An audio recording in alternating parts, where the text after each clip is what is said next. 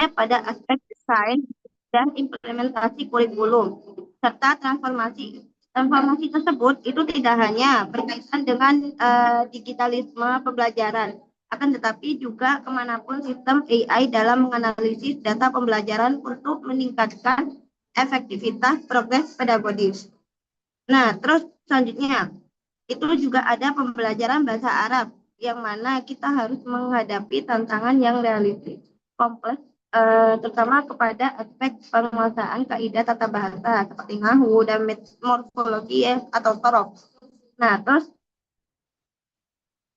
kemudian AI ini juga dapat sering juga dapat dianggap sulit oleh peserta didik. Nah, gitu. Terus selanjutnya itu beragam latar belakang peserta didik itu menjadi tantangan signifikasi dalam proses pembelajaran bahasa Arab, maupun baik aspek kemampuan awal maupun pengalaman belajar.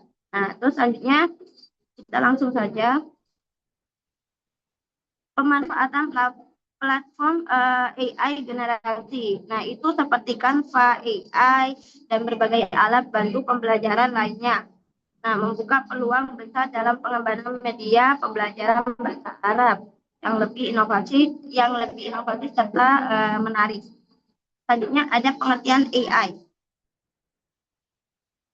Ada yang ke bawah, yang ke atas, pengertian AI. Nah, di sini pengertian AI sendiri itu adalah cabang ilmu komputer yang mana bertujuan untuk menciptakan sistem yang mampu melakukan tugas seperti kecerdasan manusia, bahkan dapat melebihi dalam beberapa aspek.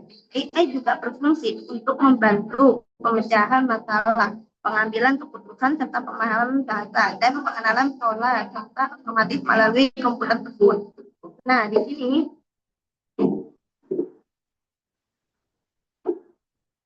AI juga memiliki berbagai sifat. Nah, contohnya seperti acting humanly, yaitu seperti mengamati kemampuan mesin untuk melakukan sesuatu dengan cerdas atau dikenal sistem yang berpikir seperti manusia. Nah, kemudian juga sifatnya yang kedua itu ada thinking humanly, yaitu kemampuan melakukan proses berpikir sebagaimana manusia ini dimanifestasikan oleh suatu bahasa pemrograman yang dapat melakukan proses berpikir sebagaimana manusia. Dan yang ketiga itu ada think rationally, yaitu untuk menciptakan suatu komputer yang cerdas. Maka itu tidak ada bedanya dengan manusia yang selalu menciptakan kecerdasan sendiri. Terus yang terakhir itu ada aspek rasionali. Nah, itu sebagai alat yang memiliki rasionalisme yang bekerja berbeda dengan komputer biasa. Selanjutnya, itu ada integritas AI untuk personality bahan ajar bahasa Arab. Nah, yang pertama, AI dapat menganalisis kemampuan dan preferensi siswa untuk menyesuaikan bahan ajar individualisme. Nah, maksudnya di sini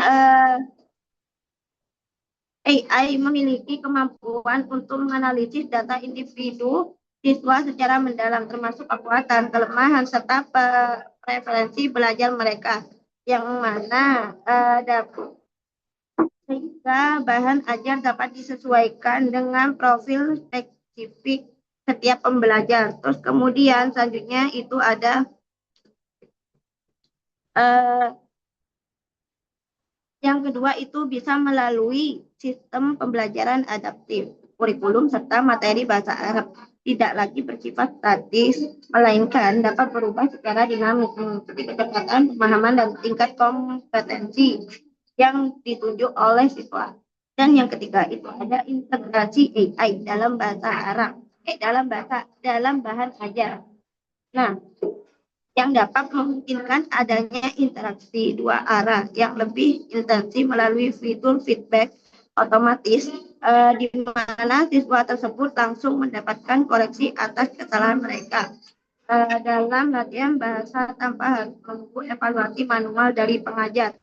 Serta yang selanjutnya itu juga ada personalisasi bahan ajar yang didukung oleh AI, mampu menciptakan pengalaman belajar yang lebih relevan dan menarik, serta yang secara langsung itu dapat berdampak pada peningkatan motivasi belajar siswa dalam menguasai bahasa Arab. Nah, terus kemudian yang terakhir itu ada AI juga dapat mempermudah pencari. Yang kelima itu ada AI mempermudah pencarian dan mengelompokkan materi ajar sesuai dengan kemampuan peserta didik. Nah, yang terakhir, implementasi AI yang efektif dan membutuhkan infrastruktur memadai dan pelatihan bagi pendidik. Selanjutnya, oke, di sini selanjutnya ada peluang integrasi AI dalam pembelajaran bahasa Arab. Itu yang pertama, ada pembelajaran personal atau yang mana pembelajaran personal ini integrasi AI memungkinkan terciptanya sistem pembelajaran yang disesuaikan dengan kemampuan siswa masing-masing. Teknologi ini mampu mengatasi tingkat penguasaan bahasa peserta didik, yang mana kemudian dapat menyusun materi latihan serta evaluasi yang sesuai dengan kebutuhan individu. Nah, terus kemudian dalam konteks bahasa Arab ini yang memiliki kompleksitas tinggi seperti nahwu, sorof, dan balaghah, itu pendekatan tersebut membantu siswa belajar secara lebih efektif sesuai dengan ritme masing-masing tanpa merasa tertinggal serta dibebani. Terus kemudian selanjutnya ada peningkatan motivasi melalui gamifikasi dan simulasi. Nah, di sini AI juga dapat membuka peluang penerapan pembelajaran berbasis gamifikasi dan simulasi yang interaktif melalui elemen permainan seperti level, tantangan, serta sistem penghargaan terhadap siswa, yang mana itu dapat menjadi lebih termotivasi dalam mempelajari bahasa Arab. Nah, terus kemudian ada penguatan keterampilan berbahasa melalui natural language processing. Nah, atau NLP, yang mana teknologi natural language processing ini dalam AI memberikan peluang besar dalam mengembangkan keterampilan mendengar serta berbicara. Aplikasi yang berbasis NLP ini juga dapat digunakan untuk latihan dalam pengucapan, pengenalan suara, hingga simulasi percakapan yang menyerupai interaksi nyata. Nah, terus kemudian aplikasi ini juga sangat bermanfaat bagi siswa yang memiliki keterbatasan akses terhadap penutur asli, sehingga kemampuan komunikasi dalam bahasa Arab juga dapat terus berkembang secara optimal. Selanjutnya itu ada asisten virtual dan pembelajaran mandiri. Nah, di sini gunanya untuk apa? Itu AI tersebut itu digunakan untuk sebagai asisten virtual yang aktif selama 24 jam untuk mendukung proses pembelajaran secara mandiri. Nah, misalnya melalui chatbot atau sistem interaktif berbahasa Arab, siswa juga dapat memperoleh penjelasan materi serta menjawab pertanyaan.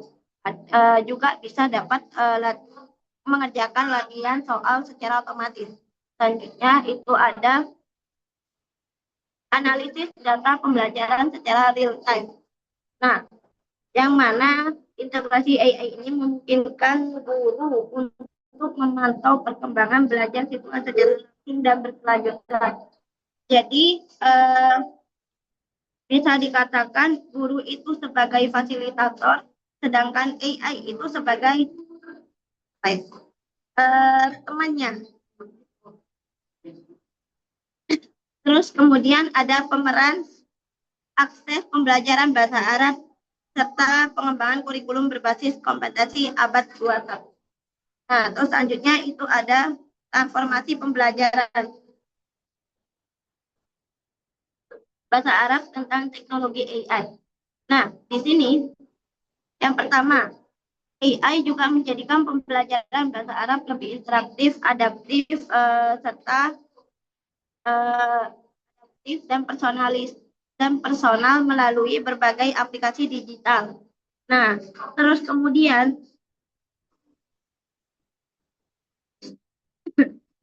itu contohnya seperti chatbot, platform pembelajaran digital.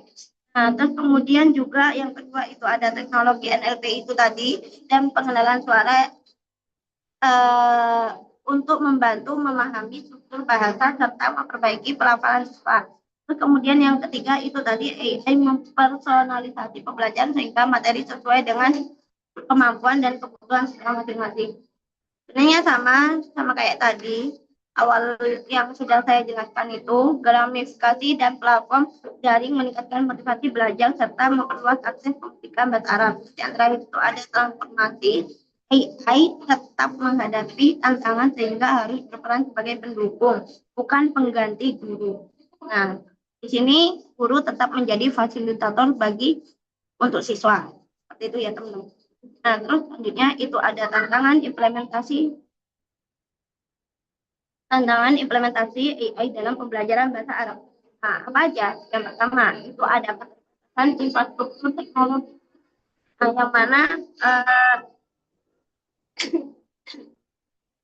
ini juga banyak kita dapati di lembaga pendidikan, termasuk khususnya di madrasah atau pesantren.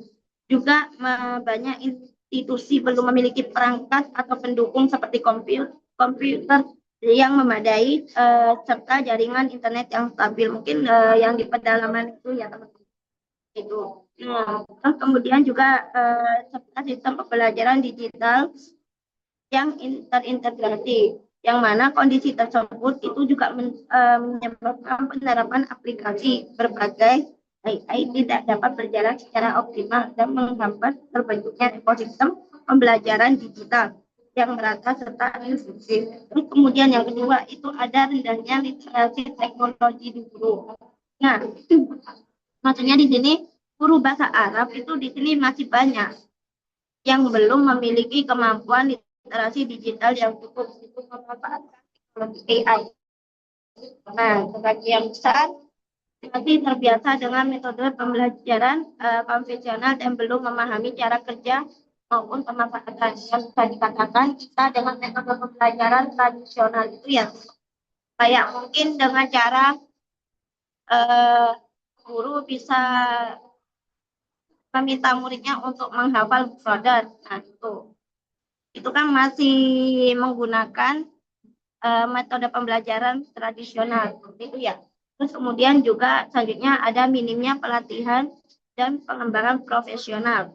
Nah, ini juga menjadi hambatan terhadap implementasi AI, yang mana penggunaan teknologi ini juga membutuhkan kemampuan baru seperti desain materi digital, analisis data, dan pembelajaran serta pengolahan kelas berbasis virtual. Nah, terus selanjutnya itu ada keterbatasan konten bahasa Arab berbasis AI. Nah, ini kan sebagian besar teknologi AI saat ini lebih berkembang pada bahasa-bahasa barat seperti Inggris dan teman-temannya itu.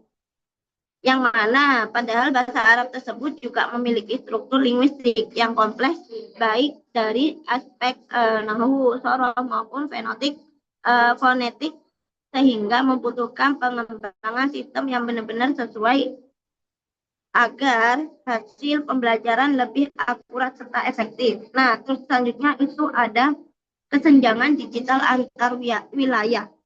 Nah, maksudnya itu perbedaan akses teknologi antar daerah perkotaan dan perdesaan itu kan beda ya, teman-teman. Nah, itu juga menjadi tantangan serius dalam pemetaan pendidikan berbasis AI. Yang mana di sekolah wilayah terpencil itu contohnya kayak di Madura. Nah, itu juga seringkali belum memiliki akses terhadap teknologi modern. Nah, sehingga siswa tersebut di daerah tersebut itu tidak dapat menikmati pembelajaran berbasis AI. Nah, terus selanjutnya itu ada belum adanya standar kebijakan dan dari kurikulum, yang mana hingga saat ini belum terdapat standar baku yang mengatur integrasi AI dalam pembelajaran bahasa Arab. Kurikulum pendidikan nasional maupun lokal belum secara jelas mengakomodasikan pembangunan teknologi AI dalam proses belajar mengajar. Nah, kondisi tersebut dapat membuat para guru kesulitan dalam menyusun strategi pembelajaran yang tepat serta membatasi inovasi dalam pengembangan metode pembelajaran digital. Selanjutnya itu ada resistensi budaya terhadap teknologi. Nah, ini sebagian pendidik serta orang tua juga masih memiliki pandangan bahwa penggunaan teknologi dalam pembelajaran agama termasuk bahasa Arab, terus pendidikan agama Islam gitu ya, misal, nah, itu juga dapat mengurangi nilai spiritual dan adab pembelajaran, serta kekhawatiran tersebut itu juga dapat menyebabkan resistensi terhadap inovasi digital. Walaupun sebenarnya AI dapat memperkuat pemahaman siswa terhadap bahasa Arab jika digunakan secara tepat dan proporsional. Nah, terus kemudian tantangan etika dan privasi data. Nah, ini juga teman-teman, penggunaan AI dalam pendidikan juga menimbulkan isu etik, terutama terkait pengumpulan dan pengolahan data pengguna. Nah, yang mana platform AI seringkali merekam data siswa dan guru untuk analisis pembelajaran yang berkompetensi disalahgunakan jika tidak diatur dengan baik. Nah, terus kemudian juga selanjutnya ada Rena. Nah, sini ada inovasi pedagogis berbasis AI dalam pengajaran bahasa Arab. Yang pertama itu ada chatbot pembelajaran bahasa Arab. Nah, sistem tersebut ini mampu memahami dan merespon input siswa dalam berbagai konteks komunikasi sehari-hari seperti percakapan di pasar, terus juga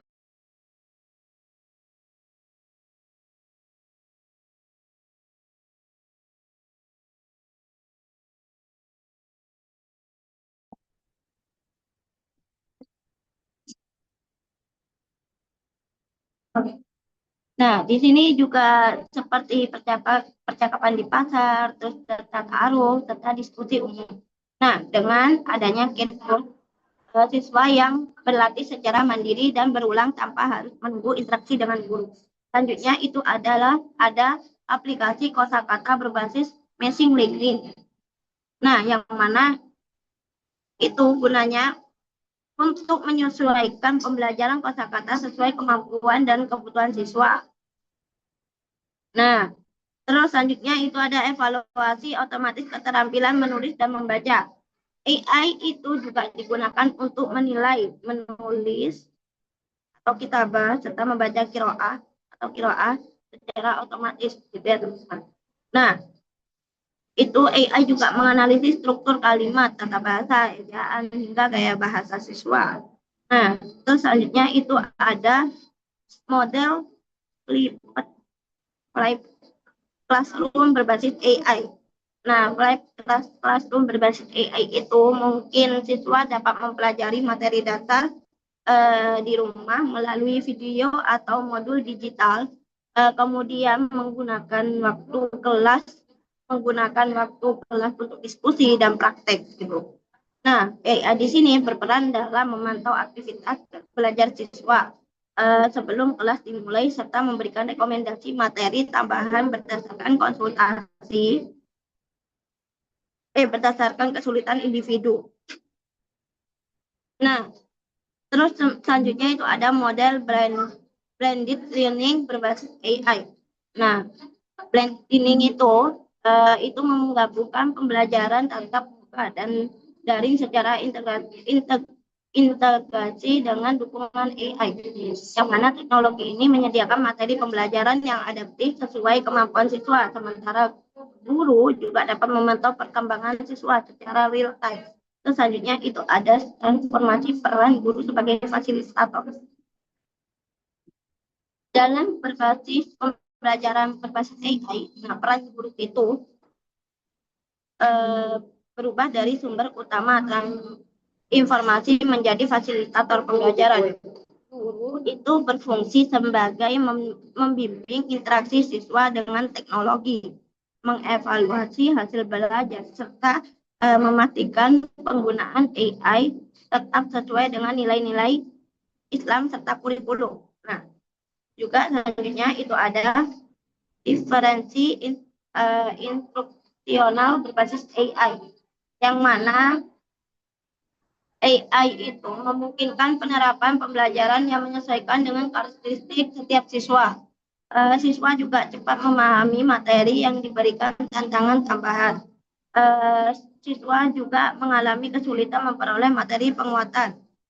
Seperti itu ya teman-teman. Terus selanjutnya itu ada pembelajaran kolaboratif berbasis AI, yang mana kolaboratif ini melalui platform digital yang kemungkinan interaksi antar siswa bahkan lintas sekolah. Siswa dapat bekerja sama dengan proyek seperti pembuatan video bahasa Arab, diskusi daring, atau penerjemahan teks. AI juga dapat membantu mengarahkan kolaborasi, memberikan umpan balik, serta mengevaluasi kontribusi setiap anggota kelompok. Terus kemudian juga ada pembelajaran imersif dengan IR atau VR. Nah, di mana IR ini argumen reality serta IR virtual reality. Gunanya itu siswa agar dapat masuk ke lingkungan virtual seperti misal pasar Arab atau universitas di Timur Tengah untuk berlatih bahasa Arab secara kontekstual. Nah, selanjutnya itu ada implikasi etis serta strategis pengembangan berkelanjutan. Ada Rena Nah, implikasi di sini itu ada 3. Yang pertama itu isu privasi dan perlindungan data siswa. Nah,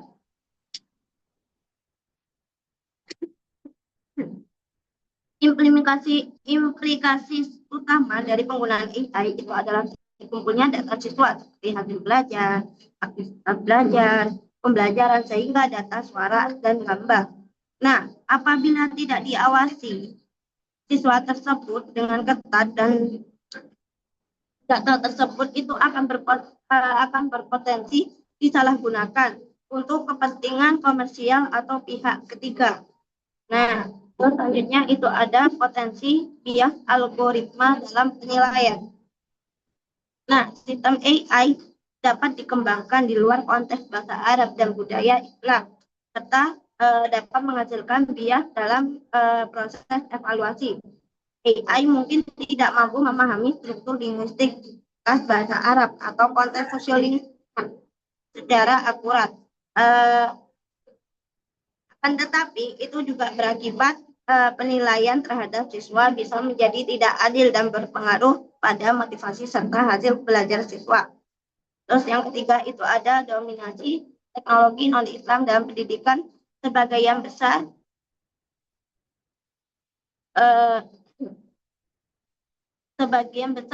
teknologi AI dikembangkan oleh perusahaan global yang tidak selalu berlandas nilai-nilai Islam, yang mana kondisi tersebut dapat menimbulkan ketidaksesuaian antar tujuan teknologi dan nilai pendidikan Islam. Terus selanjutnya itu ada strategi. Nah, strategi juga memiliki 3. Yang pertama itu ada penyusunan langkah etik dan regulasi pendidikan digital. Strategi itu juga termasuk strategi utama yang perlu kita lakukan dalam membangun kerangka etis yang jelas dalam penggunaan AI di bidang pendidikan bahasa Arab. Nah, ada strategi ini berfungsi sebagai pedoman agar AI tidak hanya dipandang sebagai alat teknologi, tetapi juga sebagai instrumen yang harus selaras dengan nilai-nilai pendidikan Islam.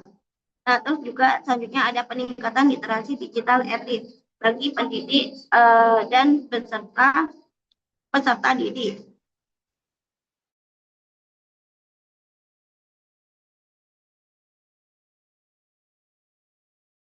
Strategi ini meningkatkan literasi digital yang tidak hanya berfokus pada kemampuan teknis, akan tetapi juga aspek etika penggunaan teknologi. Guru dan siswa perlu memahami cara kerja AI. Dampaknya juga terhadap proses pembelajaran, serta risiko yang mungkin muncul seperti bias algoritma dan penyalahgunaan data. Terus selanjutnya ada yang terakhir itu ada kolaborasi multi stakeholder.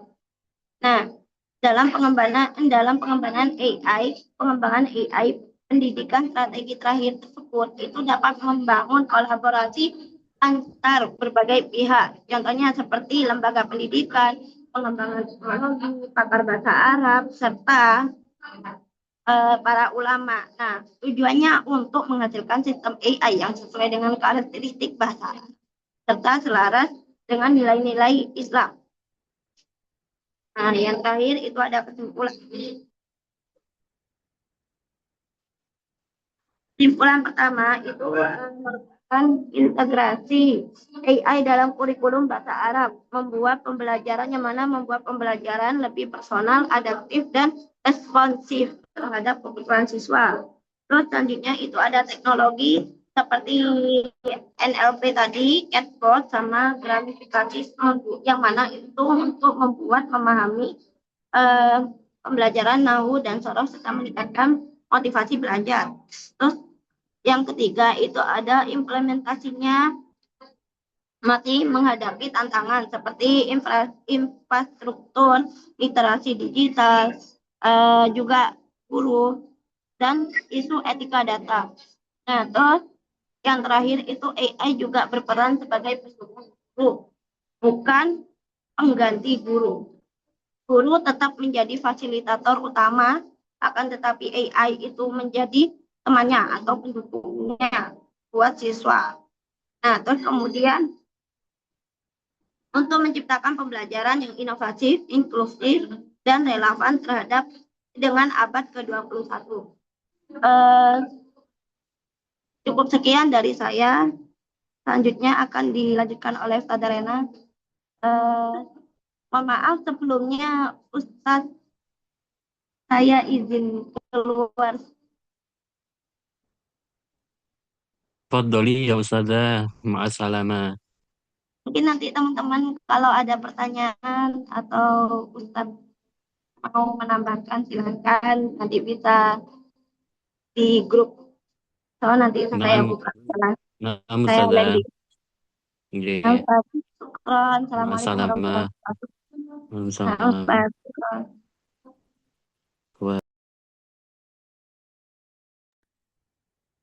طيب والآن نخطو Ustazah إلى Rafli min aina anta ta'ti jadidan.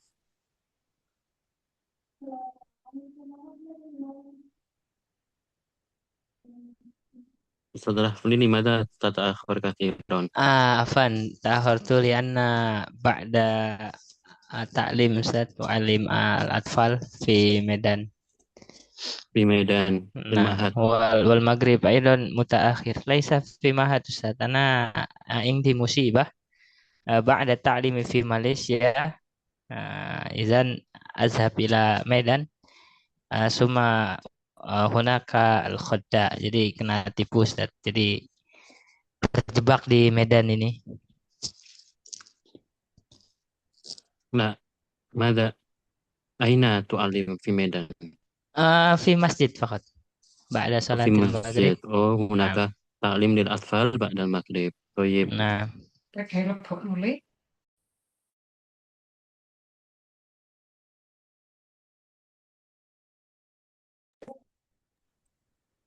Thayyib. Suma Ustaz anu mawjud amla mutawalli. موجود أستاذ. Anta tastami. نعم أستاذ، ولكن لم أفتح كاميرا لأني ما زلت في غرفة أستاذ. Nah, Thayyib. Ustaz Najmul موجود.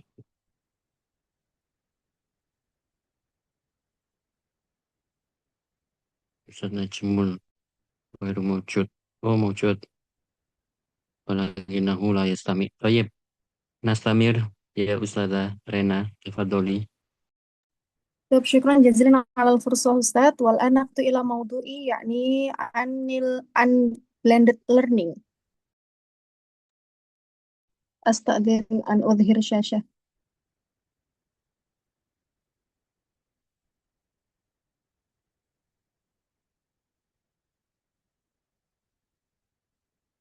Ya, Bismillahirrahmanirrahim. Ya, terkait yang akan saya presentasikan adalah berjudul blended learning.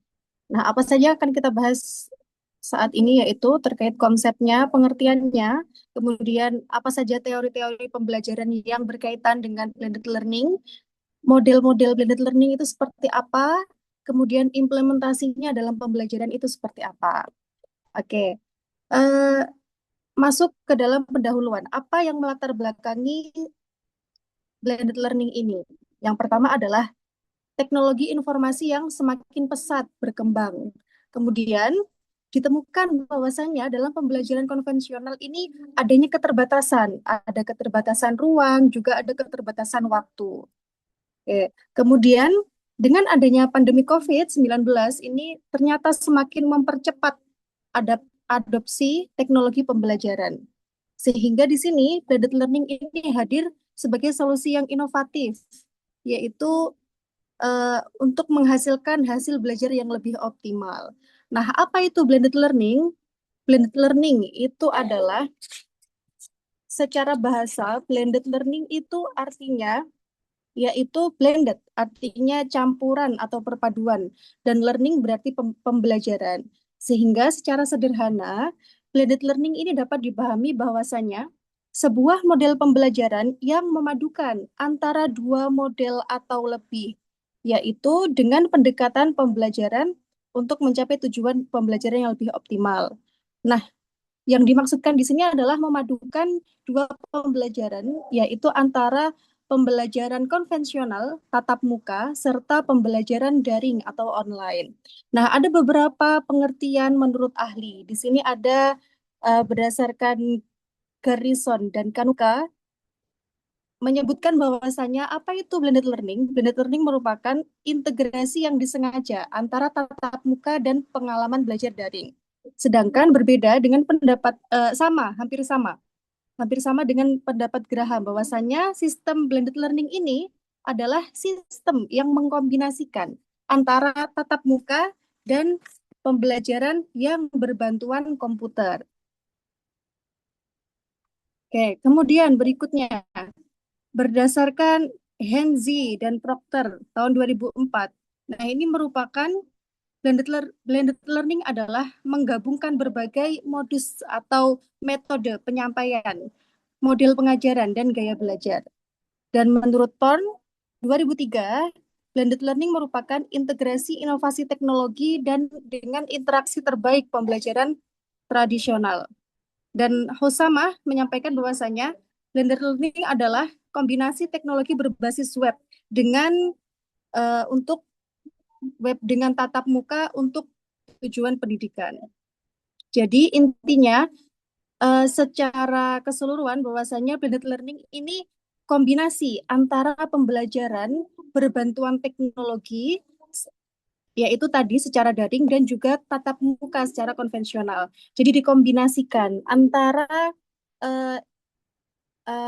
manfaat atau keunggulan-keunggulan dari konvensional. Karena ketika kita melakukan pembelajaran daring secara penuh berbantuan dengan teknologi, ternyata kita sadari bahwasannya pembelajaran menggunakan teknologi secara penuh ini memiliki beberapa keterbatasan. Misalkan dengan teknologi tidak bisa memberikan interaksi guru itu terbatas, sehingga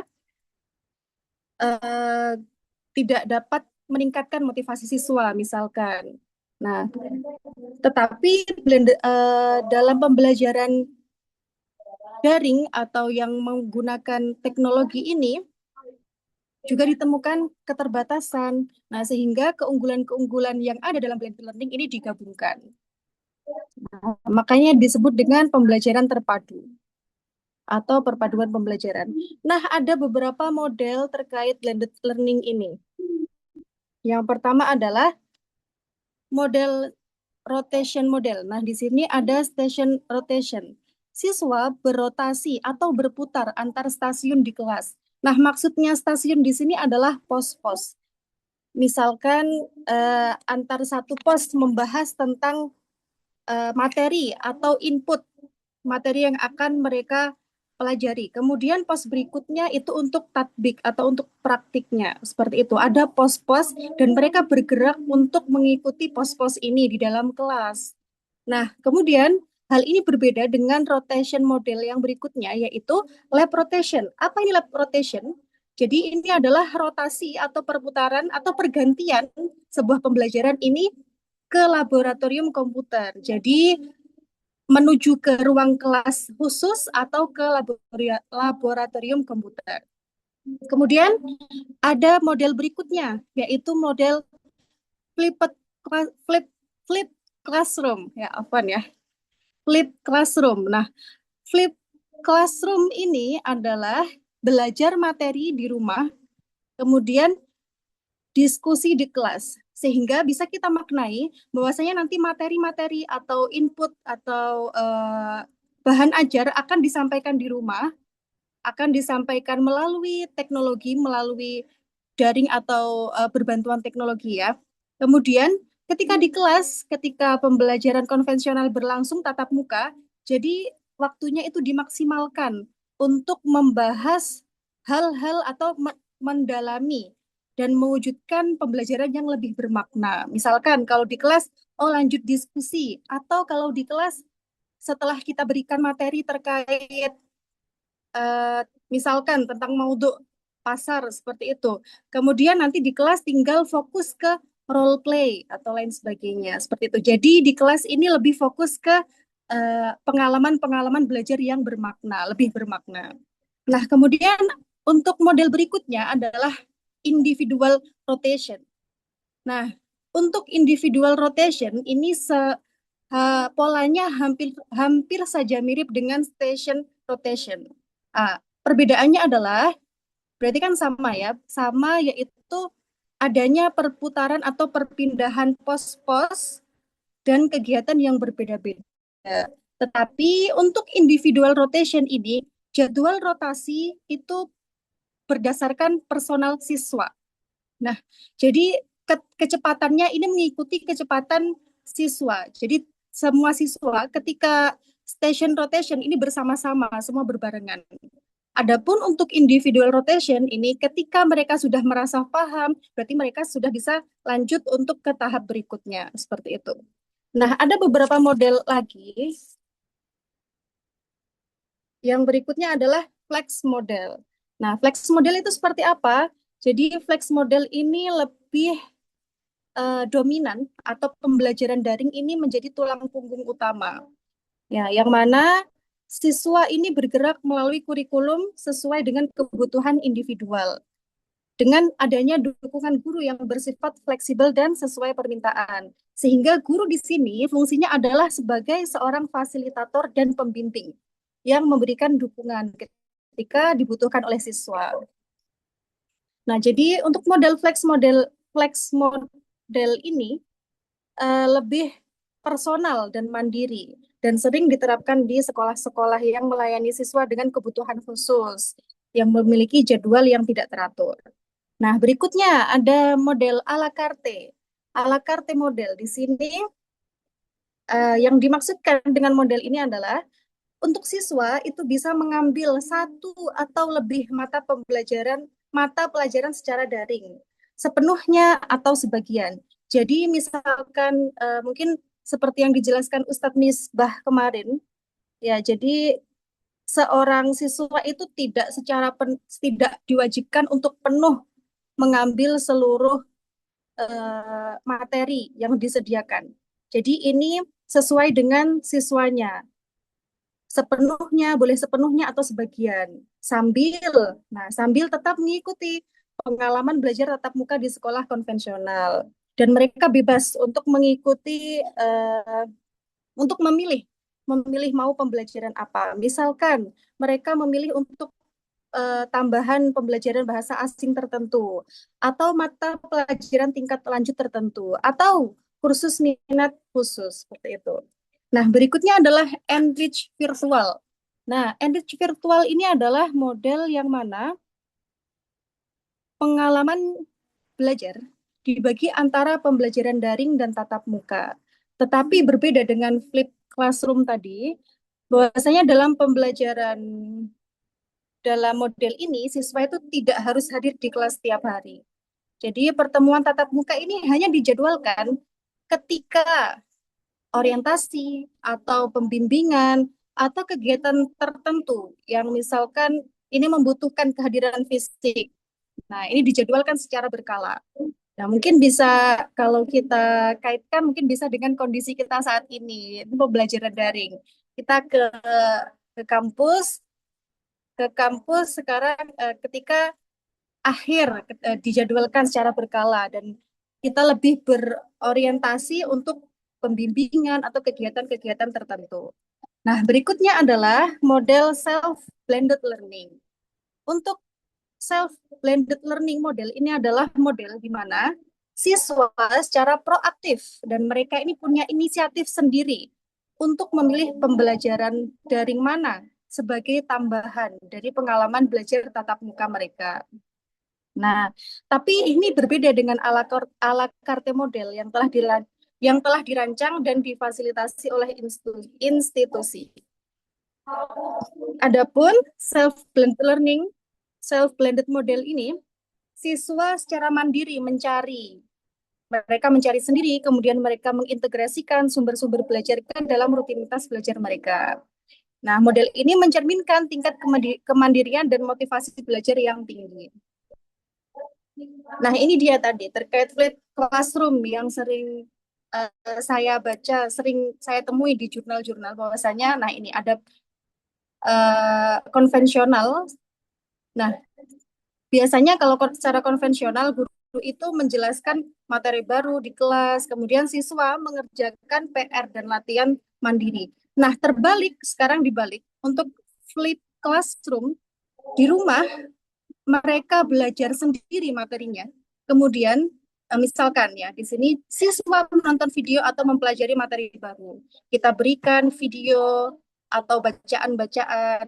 Nah, kemudian ketika di kelas ini fokus ke dalam diskusi mendalam atau proyek kerjasama kolaboratif dengan bimbingan guru. Nah, kemudian apa saja pendukung-pendukung teori blended learning ini? Yang pertama ada konstruktivisme. Ya, teori konstruktivisme ini yang digagas oleh Jean Piaget dan Vygotsky.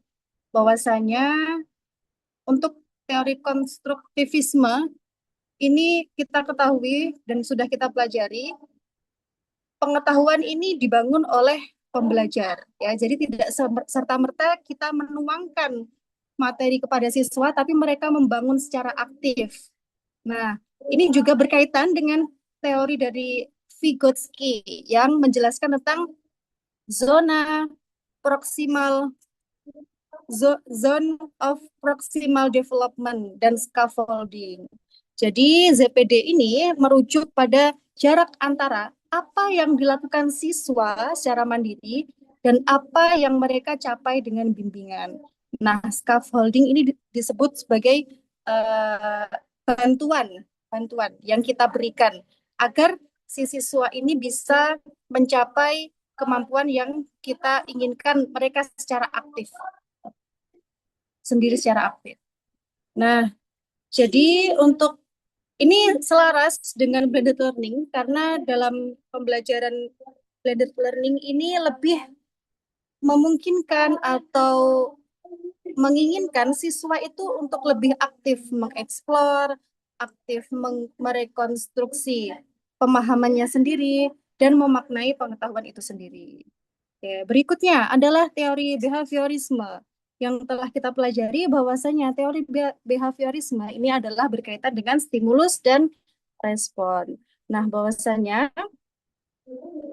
di sini prinsip-prinsipnya bisa sesuai dengan blended learning, seperti yang biasa kita ketahui dalam sistem manajemen pembelajaran atau LMS, Learning Management System, yang biasa digunakan yaitu memanfaatkan prinsip behavioristik melalui misalkan menyajikan materi yang terstruktur, kemudian adanya pemberian umpan balik atau feedback setelah siswa menyelesaikan kuis atau latihan, kemudian memberikan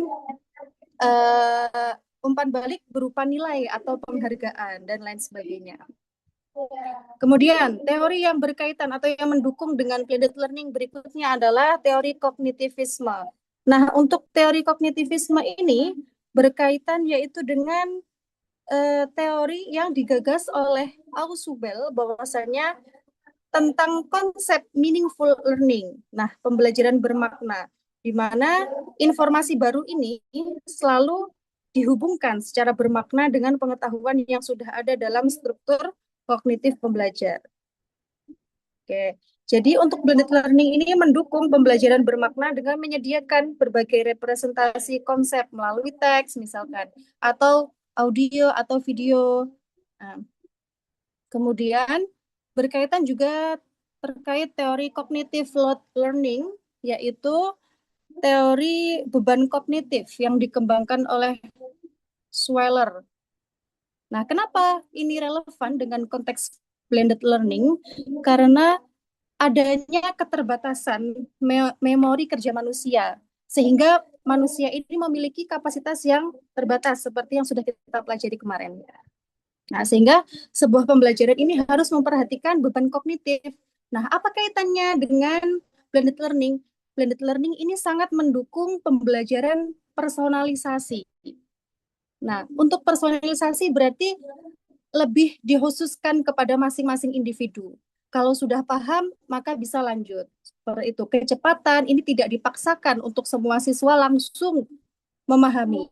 Tapi ketika kita temui misalkan seorang siswa ini memiliki cara belajar yang berbeda atau waktu pemahaman yang berbeda, maka melalui blended learning ini mereka bisa mengakses materi sendiri, kemudian ada personalisasi pembelajaran yang mana mereka bisa pilih sesuai dengan kecocokan diri mereka sendiri. Nah, dan juga blended learning ini diperkaya dengan berbagai media yang merepresentasikan maknanya. Oke, berikutnya teori yang mendukung. Yang keempat yaitu teori konektivisme, yang mana pengetahuan ini merupakan jaringan koneksi antar simpul. Nah, sehingga di sini konektivisme, jadi belajar dalam konektivisme adalah proses untuk membangun dan menavigasi jaringan koneksi tersebut. Nah, ini hampir mirip seperti konstruktivisme, bahwasanya peserta didik ini diminta untuk aktif dan membuat koneksi-koneksi itu sendiri. Jadi dalam blended learning juga disediakan banyak kombinasi interaksi tatap muka dan konektivitas digital yang ditawarkan. Berikutnya. Kenapa? Oke, berikutnya adalah implikasi blended learning bagi pembelajaran. Nah, yang pertama adalah bagi guru. Bagi guru adanya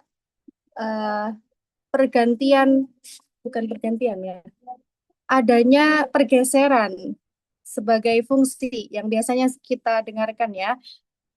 Sekarang siswa berbeda, siswa harus lebih aktif, maka guru di sini perannya adalah seek on stage atau guide, dari seek on stage berubah menjadi guide on site. Jadi berperan sebagai pembimbing atau fasilitator. Nah, kemudian dengan adanya blended learning ini, guru harus lebih menguasai literasi digital serta desain hybrid. Kemudian berikutnya, jadi waktu yang digunakan guru ini lebih besar di awal implementasi karena harus mengembangkan materi yang itu harus terkoneksi dengan teknologi atau membekali materi-materi siswa ini. Nah, tetapi untuk jangka panjangnya lebih efisien dengan otomatisasi. Jadi guru di awal pembelajaran mungkin katakanlah lebih harus memperbanyak waktunya untuk mendesain pembelajaran, membuat soal yang terintegrasi dengan AI seperti itu. Kemudian, tetapi dampak jangka panjangnya dia akan lebih efisien dengan karena sudah mengintegrasikan AI tadi. Nah, berikutnya adalah bagi peserta didik apa saja implikasinya, yakni kendali lebih besar atas proses belajar. Nah, jadi kita ketahui bahwasanya semua siswa itu memiliki motivasi yang berbeda-beda. Nah, di sini peserta didik ini punya kendali masing-masing. Nah, ada yang bisa fokus atau mungkin ada yang membutuhkan selingan. Nah, ini sangat bergantung pada kendali mereka sendiri. Kemudian dituntut lebih mandiri dan disiplin, pengalaman belajar ini lebih personal dan beragam. Kemudian perlu motivasi intrinsik yang kuat. Nah, kemudian untuk pembelajaran bahasa seperti apa? Nah, caranya bisa dengan kita memberikan materi berupa paparan bahasa target yang lebih luas, berupa podcast, film, atau artikel. Kemudian latihan keterampilan ini bisa kapan saja dan di mana saja dengan mengintegrasikan AI tadi. Nah, kemudian ada tatap muka fokus, role play, diskusi, presentasi. Nah, ini fokusnya tatap muka ini ke aktivitas-aktivitas pembelajaran yang lebih bermakna.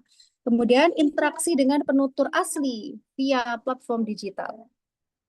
Jadi tidak menutup interaksi dengan orang Arab asli misalkan, dengan pemilik bahasa asli, sehingga lebih nyata.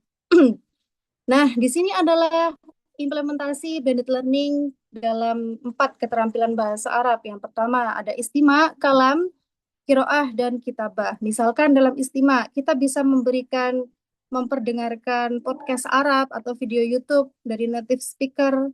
Nah, kalau biasanya juga kita bisa mendesain audio istima berdasarkan kebutuhan anak sendiri. Kemudian mereka bisa mempelajarinya sendiri. Nah, itu untuk pembelajaran online-nya. Kemudian tatap mukanya seperti apa? Lebih difokuskan untuk diskusi kelas, kemudian presentasi audio yang sudah didengarkan, apa yang sudah mereka pahami dari audio atau video yang sudah di-sharekan. Kemudian mendengarkan teman berbicara secara langsung. Oke. Kemudian untuk kalam atau untuk maharah keterampilan berbicara, yaitu untuk online-nya, yakni kita bisa lakukan misalkan rekaman percakapan mandiri atau video call dengan native atau teman atau forum suara. Jadi ada sekarang AI yang bisa memfasilitasi kita untuk bercakap-cakap.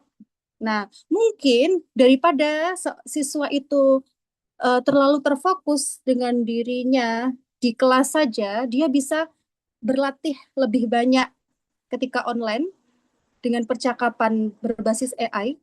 Kemudian ketika tatap muka, ini tinggal untuk takdim dengan kualitas yang lebih baik seperti itu. Jadi sudah uji coba di rumah.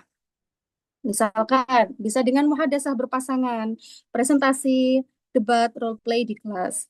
Nah, berikutnya adalah kiroah atau membaca. Jadi di sini untuk pembelajaran online-nya, apa saja yang dapat diberikan? Kita bisa memberikan teks Arab digital, kemudian artikel berita Arab, atau kita berikan e-book ya. Kita berikan e-book yang isinya adalah bahan ajar yang kita desain sendiri. Kemudian aplikasi kamus interaktif. Nah, untuk tatap mukanya seperti apa? Mereka bisa menganalisis teks di kelas. Setelah mereka baca, berarti tinggal kita pandu. Oke, silakan dianalisis apa ide pokok. Nah, seperti itu. Jadi pembelajaran lebih bermakna di dalam kelas. Kemudian bisa dilanjutkan dengan diskusi isi bacaan atau membaca keras bergiliran. Nah, berikutnya adalah kitabah. Untuk kitabah online-nya, kita bisa memberikan materi berupa jurnal online ya. Nah, ini kalau pembelajarannya adalah setingkat pendidikan tinggi. Nah, atau kalau di kelas-kelas di sekolah kita bisa lakukan latihan IMLA digital, kemudian ada forum atau bisa kita pakai Padlet. Ini kita pernah nggih, pernah tatbik dulu. Forum tulis, nah itu bisa. Kemudian koreksi otomatis AI. Kemudian tatap mukanya seperti apa? Tatap mukanya bisa dengan menulis karangan, kemudian mendikte langsung atau IMLA. Ya, kalau tadi IMLA digital, sekarang IMLA mereka sudah latihan kan digital di masing-masing rumah mereka, di masing tempat-tempat mereka. Nah, sekarang didikte langsung, jadi lebih terlatih seperti itu. Atau koreksi bersama teman di kelas. Nah, itu implementasi dalam pembelajaran bahasa Arab. Nah, manfaatnya apa? Nah, manfaatnya adalah ada exposure harian atau paparan bahasa. Jadi mereka terpapar bahasa Arab tidak hanya di kelas saja, tetapi di rumah mereka. Nah, terpapar bahasa Arabnya ini adalah bahasa Arab autentik setiap hari via platform digital. Kemudian lebih fleksibel. Nah, belajar bisa kapan saja atau sesuai dengan waktu luang mereka. Kemudian motivasinya di sini meningkat, motivasinya bisa meningkat karena macam-macam media yang digunakan, bisa pakai lagu atau film atau berita yang meningkatkan minat belajar bahasa Arab. Kemudian ada kelas produktif, tatap muka fokus pada muhadatsah dan latihan komunikasi aktif. Ada akses natif, jadi mereka bisa berinteraksi dengan penutur asli Arab dan konten Arab langsung, sehingga mereka terbiasa dengan lahjah-lahjah Arab, mendengarkan lahjah-lahjah Arab atau mendengarkan kalam Arab yang lebih cepat. Nah, seperti itu mungkin bisa dilatih secara bertahap tentunya. Nah, atau blended learning ini juga memiliki manfaat yaitu berupa personalisasi ya sehingga bisa menyesuaikan dengan masing-masing individu, dengan minatnya, dengan gaya belajarnya atau dengan kecepatannya. Peserta lambat dan maju dapat materi sesuai dengan levelnya masing-masing. Kemudian capaiannya juga bisa meningkat, bisa adanya pencapaian yang meningkat. Kenapa? Karena blended learning ini bisa meningkatkan 4 keterampilan bahasa Arab lebih efektif. Beberapa jurnal penelitian yang ada ya menjelaskan seperti itu. Oke, berikutnya tentunya tidak hanya manfaat atau ini ya, pasti akan ada keterbatasan atau ada tantangannya seperti apa? Yang pertama adalah kesenjangan infrastruktur dan akses internet yang tidak merata. Tentunya tidak semua media dimiliki oleh siswa. Nah, jadi tidak merata akses internetnya atau akses media pembelajarannya.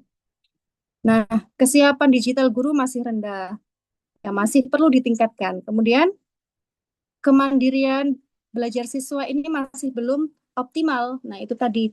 Jadi karena blended learning ini sangat berpengaruh dengan motivasi intrinsik masing-masing peserta didik. Nah, berikutnya adalah gangguan teknis menghambat kelangsungan pembelajaran. Nah, apa saja solusinya? Jadi ketika ada kesenjangan infrastruktur dan akses internet yang tidak merata, bisa kita menyediakan infrastruktur, ya penyediaan infrastruktur itu tidak perlu langsung semua secara lengkap, bisa bertahap. Yang paling penting adalah infrastruktur tersebut berjalan. Ya. Kemudian pelatihan untuk kesiapan digital guru yang masih rendah, kita bisa adakan pelatihan yang berkelanjutan dan praktis untuk mendampingi guru atau diadakan komunitas belajar. Nah, kemandirian siswa yang belum optimal, apa solusinya? Yaitu implementasi secara bertahap. Kemudian ada scaffolding tadi, ada bantuan digital yang kuat. Ya, misalkan diberikan contoh atau yang lainnya. Kemudian monitoring partisipasi aktif.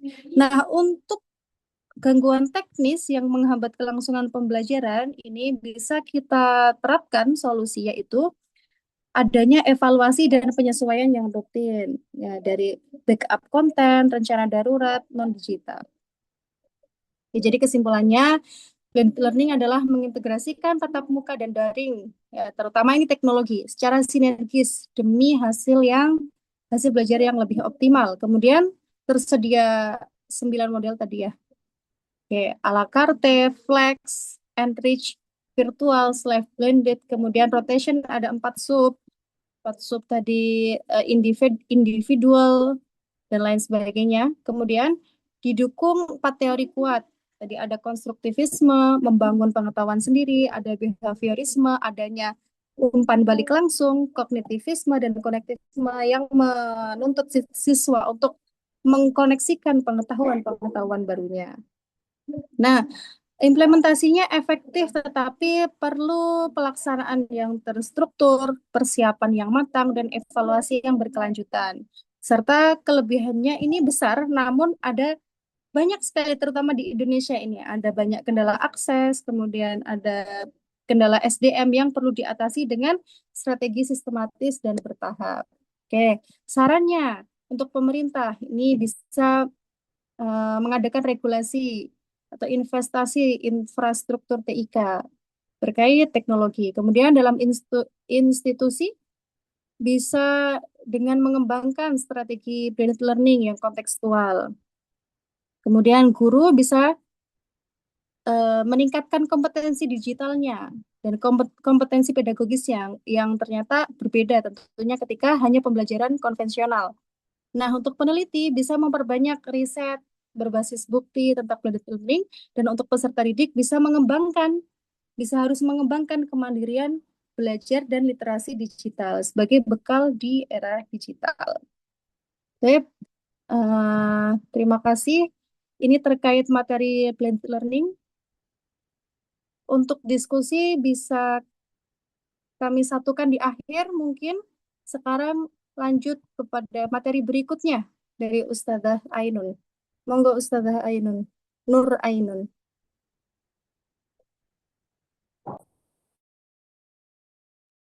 Afwan Ustazah, masih kendala untuk share screen-nya. Sebentar Ustazah.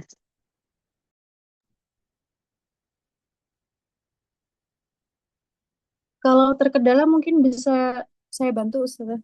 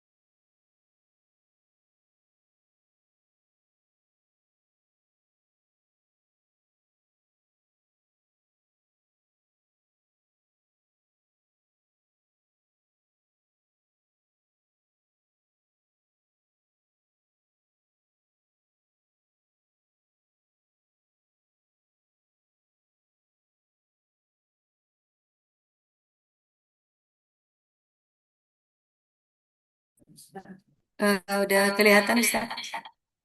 Nah, mangdur Ustazah.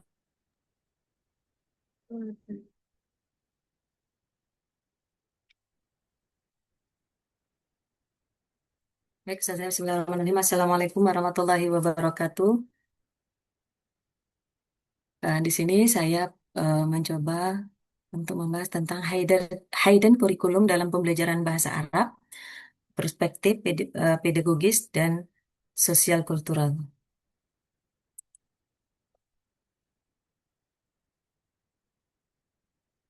Nah, di sini ada pendahuluan, kemudian konseptualisasi hidden kurikulum, kerangka teoritis, hidden kurikulum dalam pembelajaran bahasa Arab, kemudian implikasi pedagogis serta implikasi sosiokultural, sintesis konseptual, kesimpulan dan referensi. Yang pertama, pendahuluan. Pendahuluan di sini bahasa Arab sebagai bahasa religius, akademik dan budaya. Jadi bahasa Arab memiliki posisi unik sebagai bahasa wahyu Al-Quran dan hadis. Ini menjadikan bukan sekedar alat komunikasi, tetapi juga medium sakral yang membawa otoritas keagamaan. Dalam konteks pendidikan, hal ini menciptakan apa yang disebut dengan secret linguistic ideologi, yaitu keyakinan bahwa penguasaan bahasa Arab berkaitan dengan kedalaman pemahaman agama. Nah, di sini implikasi pedagogisnya, pembelajaran bahasa Arab sering diarahkan pada kemampuan membaca teks agama, kemudian memahami Al-Quran, penguasaan istilah keislaman. Kalau dari dimensi akademiknya, bahasa Arab merupakan bahasa ilmu pengetahuan klasik dan modern. Banyak karya dalam filsafat, ilmu bahasa, hukum Islam, bahkan sains klasik. Ini menjadikan bahasa Arab sebagai bahasa intelektual, bukan hanya ritual. Kemudian yang kedua, pembelajaran bahasa Arab tidak bebas nilai. Nah, di sini proses pembelajaran bahasa membawa muatan nilai yang dapat berbentuk eksplisit ataupun implisit, yang secara langsung mempengaruhi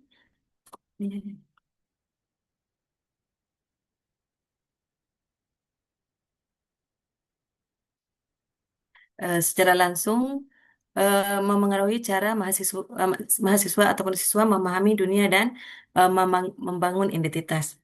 Nah, di sini pembelajaran bahasa selalu bersifat penuh nilai. Artinya setiap proses belajar bahasa selalu membawa ideologi, norma sosial, kemudian struktur kekuasaan, dan identitas budaya. Hal ini sejalan dengan pandangan bahwa bahasa bukan sekedar alat netral, tetapi alat konstruksi realitas sosial. Kemudian nilai eksplisit dan implisitnya. Nilai eksplisitnya, nilai yang ditulis secara jelas dalam kurikulum atau materi, kejujuran, disiplin, religiusnya. Adapun nilai implisitnya di sini, nilai yang tidak tertulis, tetapi muncul dalam cara guru berbicara, struktur interaksi kelas, kemudian pilihan teks, serta buku ajar.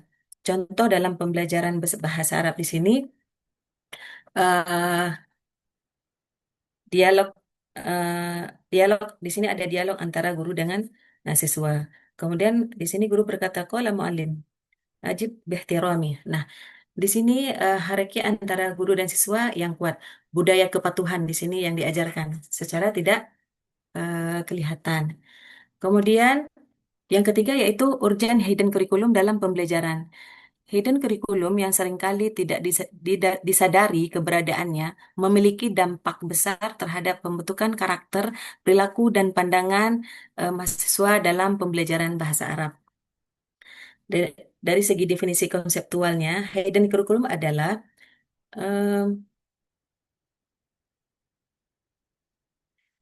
nilai norma dan pola perilaku yang dipelajari siswa secara tidak langsung melalui pengalaman belajar, bukan melalui kurikulum formal.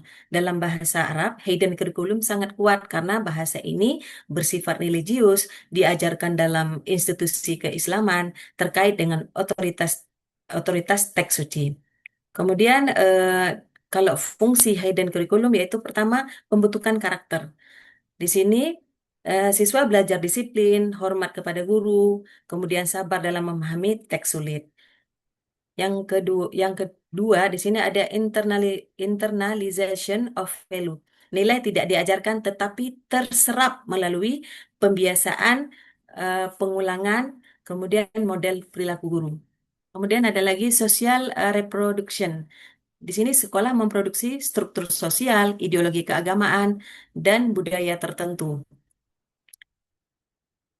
Resiko hidden curriculum, jika tidak disadari, hidden curriculum dapat memperkuat bias gender, kemudian dapat menghambat kreativitas komunikasi, menciptakan ketergantungan pada otoritas guru, kemudian membatasi interpretasi kritis terhadap teks.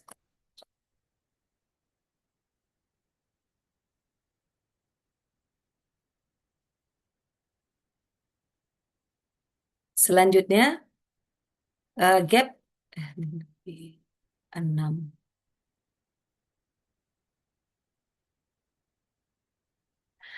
Di sini ada gap penelitian terkait hidden curriculum.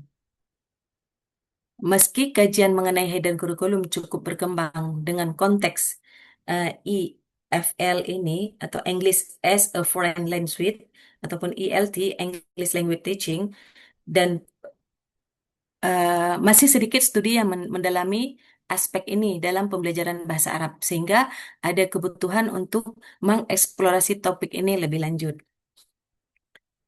Nah, di sini ada kesenjangan penelitian juga antara lebih didominasi oleh studi yaitu bahasa Inggris. Penelitian hidden curriculum ini banyak terkonsentrasi pada English hegemony, kemudian Western culture value, dan global communication ideologi.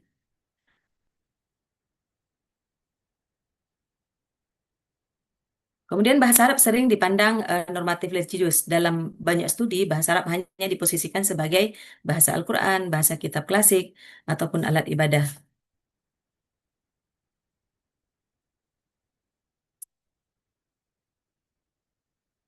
Selanjutnya ada tujuan daripada pembahasan yaitu riset objektif di sini.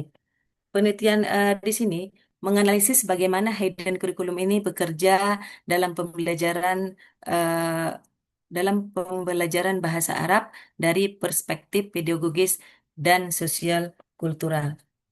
Nah, dari segi perspektif ideologis, fokusnya pada metode pengajaran, interaksi antara guru dengan siswa, kemudian adanya strategi evaluasi, juga struktur kelas. Contoh analisis pedagogis di sini, guru selalu menerjemahkan semua teks. Nah, di sini siswa tidak belajar mandiri, jadi ketergantungan dengan guru. Kemudian ada koreksi guru selalu final, jadi siswa tidak pernah mengembangkan critical thinking-nya. Kemudian evaluasi berbasis hafalan, siswa fokus pada reproduksi bukan produksi bahasa. Kemudian dari perspektif sosiokultural, fokus pada nilai budaya yang ditransmisikan, kemudian identitas religius, struktur sosial kelas, ideologi dalam materi ajar. Kemudian terakhir ada integrasi dua perspektif ini, kekuatan utama penelitian yaitu menggabungkan pedagogis dengan sosial kultural. Jadi cara mengajar nilai yang ditanamkan, kemudian interaksi kelas, identitas siswa, evaluasi dan ideologi dan pendidikan. Jadi kajian hidden curriculum dalam bahasa Arab masih sangat terbatas dibanding yang bahasa Inggris. Bahasa Arab ini sering diposisikan secara normatif religius sehingga aspek kritis terabaikan. Selanjutnya, nah, di sini ada definisi daripada hidden curriculum. Hidden curriculum mencakup nilai dan norma yang tidak eksplisit diajarkan dalam mengorehi pembelajaran. Kemudian yang kedua, konsep ini berfungsi sebagai elemen implisit dalam pendidikan, mengarahkan persepsi siswa terhadap konteks sosial budaya. Kemudian yang ketiga, dalam konteks bahasa, hidden curriculum sering meresap melalui interaksi sosial dan pendekatan pengajaran.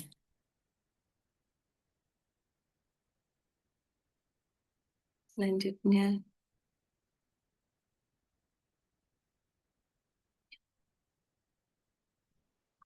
karakteristik karakteristik hidden curriculum.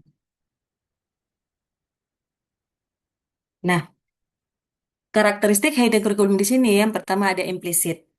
Nah, hidden curriculum memiliki sifat yang khas, membedakan dari kurikulum formal. Ia bekerja secara halus, tidak terdokumentasi, tetapi sangat menentukan hasil pendidikan secara jangka panjang dalam pembelajaran bahasa Arab.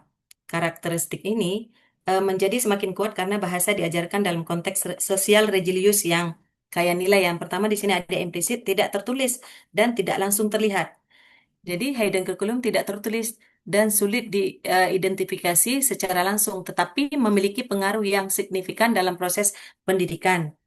Nah, hidden curriculum bersifat implisit berarti tidak tercantum dalam silabus, tidak ada dalam RPS ataupun buku ajar, tetapi hadir dalam praktik nyata pembelajaran.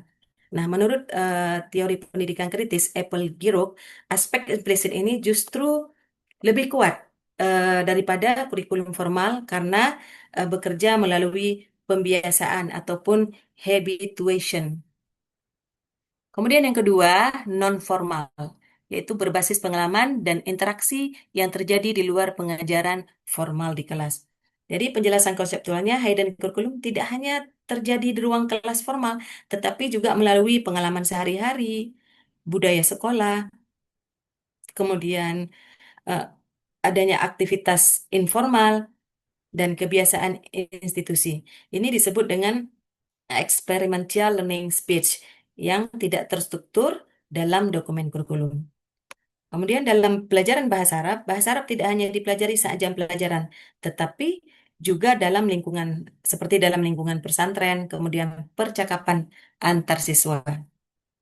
Yang ketiga ada berbasis interaksi sosial. Nah, penjelasan konseptualnya di sini, hidden curriculum paling kuat bekerja melalui interaksi antara guru dan siswa, kemudian interaksi antar siswa, juga budaya institusi pendidikan. Kalau menurut Bourdieu, ini berkaitan dengan habitus, yaitu pola perilaku yang terbentuk melalui pengalaman sosial yang berulang. Nah, dalam pembelajaran bahasa Arab, bahasa dipelajari bukan hanya melalui teks, tetapi melalui cara guru berbicara, cara siswa meniru, cara institusi mengatur hubungan sosial.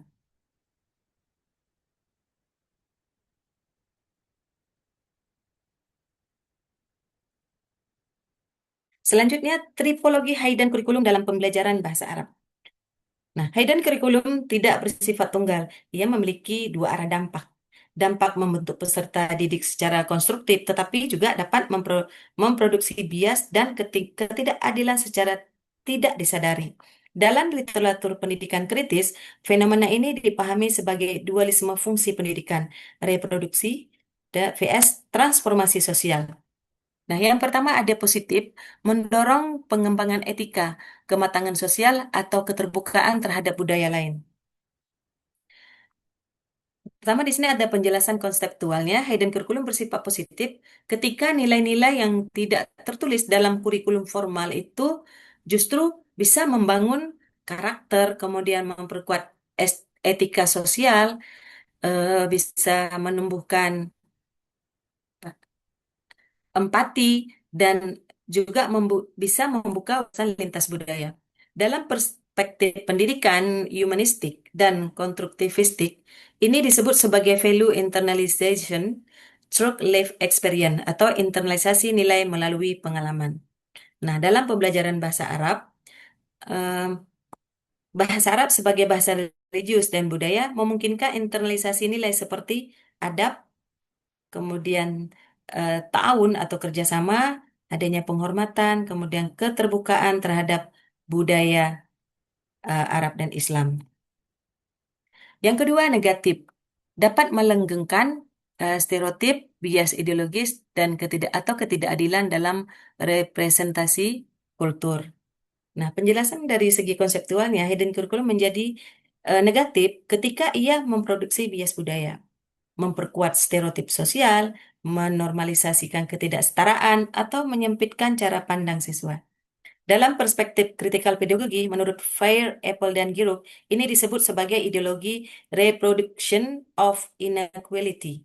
Nah, dalam pembelajaran bahasa Arab dapat membawa stereotip gender, dominasi budaya dalam Arab klasik, atau ideologi religius, dan tidak eh, dikritisi.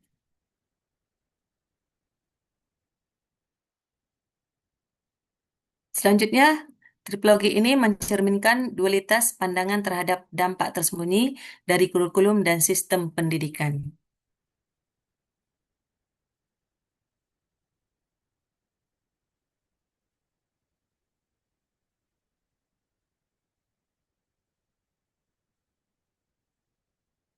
Selanjutnya, relevansi hidden curriculum dalam pendidikan bahasa. Hidden curriculum memiliki peran strategis dalam pendidikan bahasa karena bahasa ini bukan hanya sistem linguistik saja, tetapi bahasa juga sistem sosial, kultural, dan ideologis. Dalam perspektif sosiolinguistik, dan pendidikan kritis, setiap proses pembelajaran bahasa selalu membawa muatan nilai yang tidak selalu disadari. Nah, yang pertama di sini membantu pembelajar memahami aspek budaya dan nilai-nilai sosial di balik bahasa yang dipelajari. Nah, eh, penjelasan konseptualnya, bahasa selalu melekat pada budaya. Language is culture bond. Oleh karena itu, pembelajaran bahasa tidak dapat dipisahkan dari nilai budaya, norma komunikasi, etika berbahasa, serta cara pandang masyarakat eh, penutur. Kemudian eh, relevansi dan kurikulum dalam pendidikan bahasa juga mempengaruhi bagaimana siswa memandang bahasa sebagai alat komunikasi dan simbol identitas. Nah, penjelasan dari segi konseptualnya ini dalam teori identitas bahasa, menurut Norton dan Bourdieu ini, bahasa tidak hanya alat komunikasi, tetapi juga simbol keanggotaan sosial, penanda identitas budaya dan agama, serta modal sosial linguistik kapital. Jadi, hidden curriculum membentuk bagaimana siswa merasa terhadap bahasa bahasa tersebut. Kalau di dalam pembelajaran bahasa Arab sering dipersepsikan sebagai bahasa agama, bahasa elit Kalimun, kemudian bahasa identitas umat Islam. Dan yang selanjutnya itu studi seperti Rosidin dan Mayhami menunjukkan bahwa konten budaya dalam pembelajaran bahasa dapat menjadi esensi dari hidden curriculum tersebut. Nah, di sini kajian yang memperkuat konseptualisasi hidden curriculum yaitu pertama dari Kazemi menyatakan bahwa persepsi mahasiswa terhadap hidden curriculum sangat berpengaruh dalam dinamika pembelajaran. Kalau menurut Rasidi dan Mayhami menyoroti peran konten budaya dalam buku teks bahasa sebagai ekspresi hidden curriculum yang sering tidak disadari. Selanjutnya,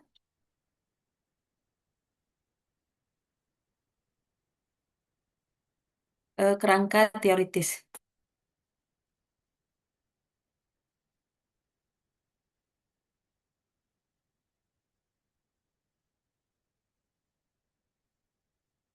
Yaitu selanjutnya kerangka teoritis di sini itu eh, perspektif pedagogis dalam hidden curriculum. Yang pertama ada otoritas pedagogis yaitu teacher authority. Penjelasan konseptualnya ini otoritas pedagogis mengacu pada posisi domain guru dalam proses pembelajaran yang membentuk struktur komunikasi, distribusi pengetahuan, serta legitimasi kebenaran. Selanjutnya, metode pengajaran. Nah, metode pengajaran, metode yang digunakan dalam pengajaran dapat mencerminkan nilai-nilai tersembunyi yang mempengaruhi pemahaman siswa akan norma dan budaya. Nah, di sini ada, menurut penjelasan konseptualnya juga metode pengajaran bukan hanya teknik, tetapi juga pembawa nilai, value loads pedagogi. Setiap metode mencerminkan bagaimana cara pandang terhadap pengetahuan, kemudian bagaimana peran siswa, dan bagaimana model interaksi sosial. Dalam pembelajaran bahasa Arab, metode seperti Grammar Translation Method atau GTM, kemudian ceramah, hafalan, sering membawa hidden curriculum tertentu. Selanjutnya, evaluasi dan penilaian. Sistem evaluasi tidak hanya mengukur hasil belajar, tetapi juga membentuk aturan dan harapan yang tidak dikomunikasikan secara eksplisit. Jadi bahasa Arab bukan untuk interaksi nyata, tetapi di sini evaluasi dari segi konseptualnya, sistem evaluasi tidak hanya mengukur kemampuan, tetapi juga membentuk perilaku belajar, mengarahkan prioritas siswa, serta menetapkan standar keberhasilan. Jadi dalam teori pendidikan ini disebut dengan backwards effect atau dampak balik penilaian terhadap pembelajaran. Kemudian yang keempat yaitu pedagogi kritis.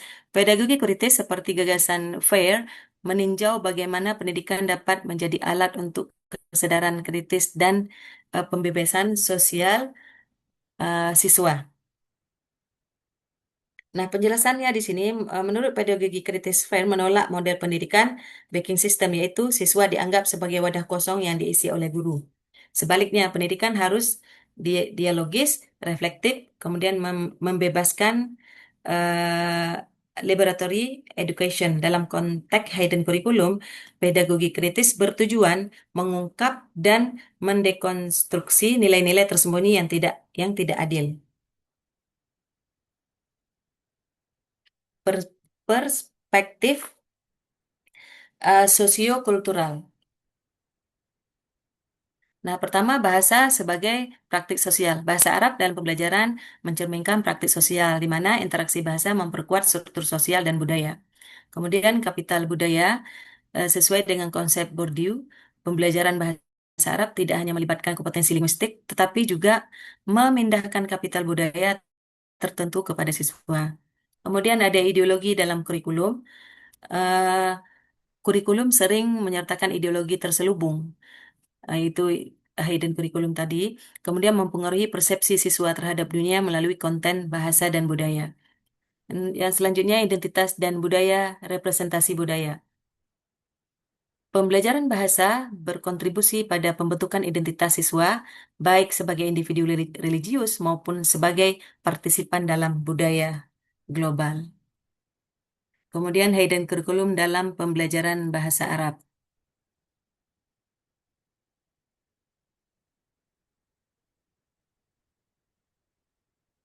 Pertama ada praktik bahasa di luar kelas. Penerapan bahasa Arab dalam situasi non-akademik seperti percakapan sehari-hari memperkuat internalisasi pembelajaran dan meningkatkan kelancaran berbicara.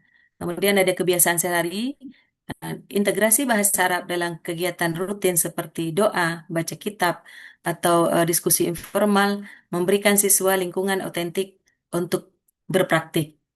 Kemudian interaksi sosial lewat bahasa. Penggunaan bahasa Arab dalam interaksi antar siswa membantu mengembangkan kemampuan pragmatis dan kompetensi budaya mereka. Selanjutnya pengaruh model perilaku. Perilaku di sini perilaku antara dosen dan senior yang konsisten menggunakan bahasa Arab menjadi teladan bagi siswa ataupun bagi mahasiswa untuk mendorong adopsi kebiasaan linguistik yang serupa. Selanjutnya ekosistem bahasa autentik. Di sini seperti pesantren dan lembaga pendidikan yang menghasilkan atmosfer yang mendukung pembelajaran bahasa, termasuk melalui penggunaan bahasa dalam ritual keagamaan. Selanjutnya, interaksi pedagogis di dalam kelas. Yang pertama ada otoritas guru. Di sini Kurang berapa slide, Ustazah? ada 20 lebih slide, Ustaz. 29. Masya Allah, Khadir Jidan. Bila, Mubasyarah ila khulaso, rubama. boleh Ustaz. Oke. Jadi kesimpulannya di sini, pengaruh signifikan hidden curriculum memiliki dampak mendalam terhadap pembelajaran bahasa Arab yang seringkali tidak disadari oleh siswa, tetapi memengaruhi proses pembelajaran secara keseluruhan. Kemudian hidden curriculum adalah elemen tak terpisahkan. Hidden curriculum selalu ada dalam setiap proses pembelajaran, baik disadari maupun tidak. Kemudian sangat kuat dalam pembelajaran bahasa Arab. Ini pengaruh hidden curriculum ini lebih kuat karena bahasa terkait dengan agama dan budaya ini menurut Bourdieu. Kemudian harus dikelola secara kritis dan sadar karena hidden curriculum tidak bisa dihilangkan, tetapi bisa dikelola. Sudah Ustaz?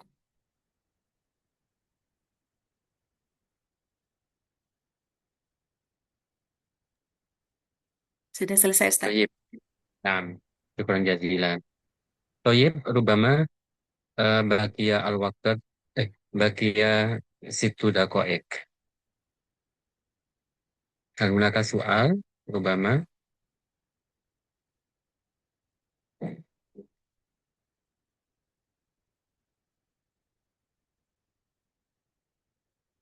Man yurid an yas'al.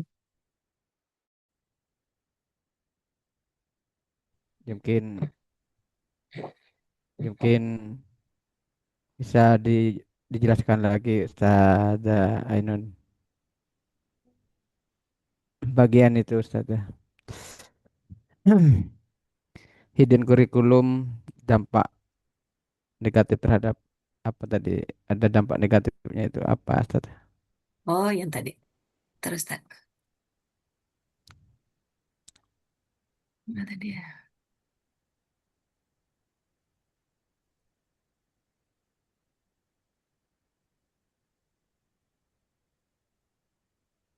Nah, ini kan, Ustaz. Ini, Ustaz ya. Tripologi Dam- dan kurikulum. Dapat melanggengkan stereotip itu apa maksudnya Ustaz? Mana tadi ya? Dapat melanggengkan stereotip. Aduh, ini pun apa namanya? Iya sudah tadi itu sama. Nah itu sudah Ini sudah ya. Oh, dari segi negatif dapat melanggengkan stereotip bias ideologis atau ketidakadilan dalam representasi kultur. Itu maksudnya apa Ustaz? dalam tripologi dan kurikulum negatif dapat melanggengkan stereotip, eh, kemudian bias bias ide apa bias ideologi Ketidakadilan dalam representasi kultur. atau ketidakadilan dalam repres hmm, terus Ustaz.